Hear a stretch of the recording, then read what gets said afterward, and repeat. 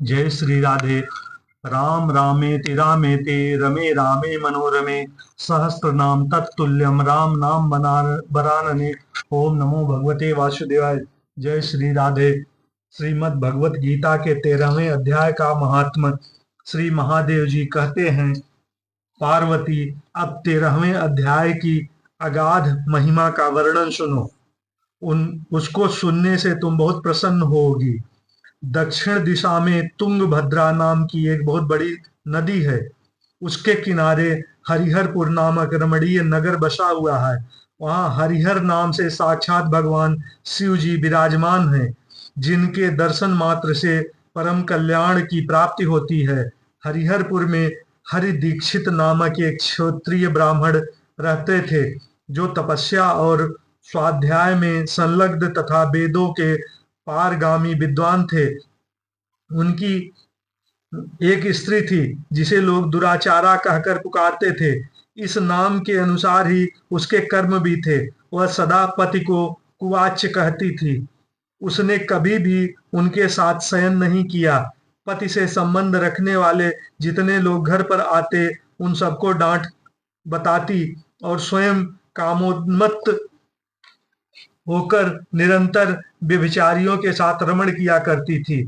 एक दिन नगर को इधर उधर आते जाते हुए पुरवासियों ने से भरा देख उसने निर्जन एवं दुर्गम वन में अपने लिए संकेत स्थान बना लिया।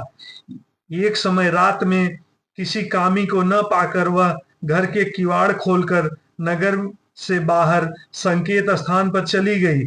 उस समय उसका चित्त काम से मोहित हो रहा था।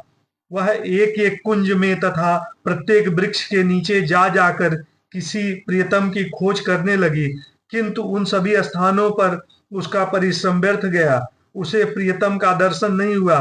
तब वह उस वन में नाना प्रकार की बातें कहकर विलाप करने लगी।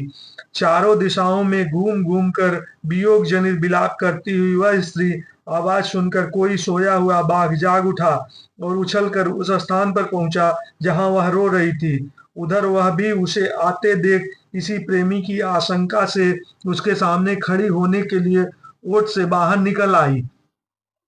उस समय व्याघ्र ने आकर उसे नख रूपी बाणों से प्रहार से पृथ्वी पर गिरा दिया। इस अवस्था में भी वह कठोर बाणी से चिल्लाती हुई पूछ बैठी, अरे बाघ, तू किस लिए मुझे मारने को यहाँ आया है? पहले इस सारी बातों को बता दे, फिर मुझे मारना।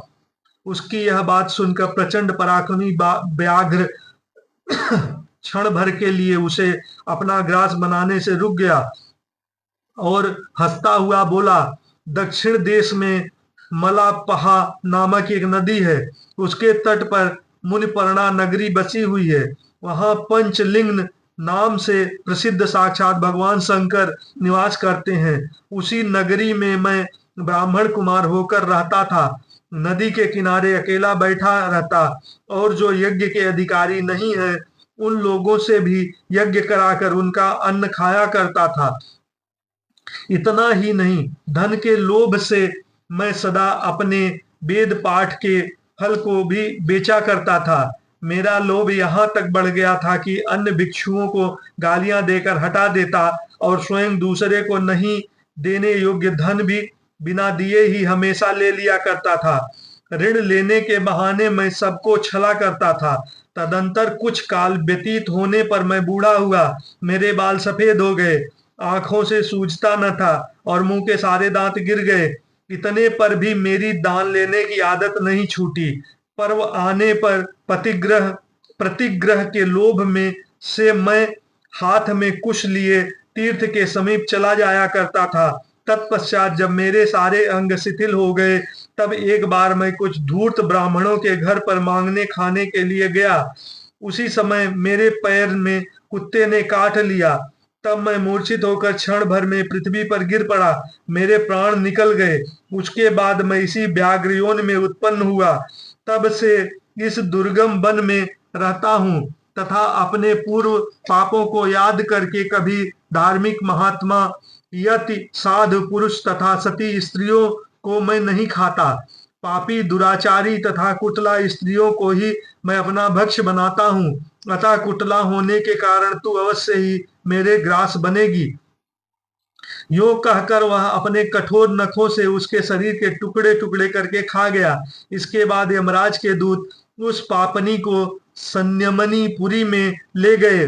वहां यमराज की आज्ञा से उन्होंने अनेकों बार उसे विष्ठा, मूत्र और रस से भरे हुए, रक्त से भरे हुए भयानक कुंडों में गिराया। करोड़ों कल्पों तक उसने रहने के बाद उसे वहां से ले आकर 100 मनवंतरों तक गौरव रौरव नरक में रखा। फिर चारों ओर मुंह करके दीन भावना से रोती हुई उसे पापनी को वहां से खींचकर दहनानंद नामक नरक में गिराया। उस समय उसके केस खुले हुए थे और शरीर भयानक दिखाई दे रहा था। इस प्रकार घोर नरक यातना भोग चुकने पर वह महापापनी इस लोक में आकर चांडाल योनि में उत्पन्न हुई। चांडाल के घर में भी प्रतिदिन बढ़ती हुई वह पूर्व जन्म के अभ्यास से पूर्ववत पापों में प्रवृत्त रही। फिर उसे कोढ़ और राज यक्षमा का रोग हो गया, नेत्रों में पीड़ा होने लगी। फिर कुछ काल के पश्चात वह पुनः अपने निवास स्थान हरिहरपुर को गई, जहां भगवान शिव के अंतःपुर की स्वामिनी जम्बका देवी विराजमान है। वहां उसने वासुदेव नामक एक पवित्र ब्राह्मण का दर्शन किया, जो निरंतर गीता के 13वें अध्याय का पाठ करता था। उसके मुख से गीता का पाठ सुनते ही वह चांडाल शरीर से मुक्त हो गई और दिव्य देह धारण करके स्वर्गलोक में चली गई। श्री कृष्ण गोविंद हरे मुरारे, हे नाथ नारायण वासुदेव। श्री कृष्ण गोविंद हरे मुरारे, हे नाथ नारायण वासुदेव।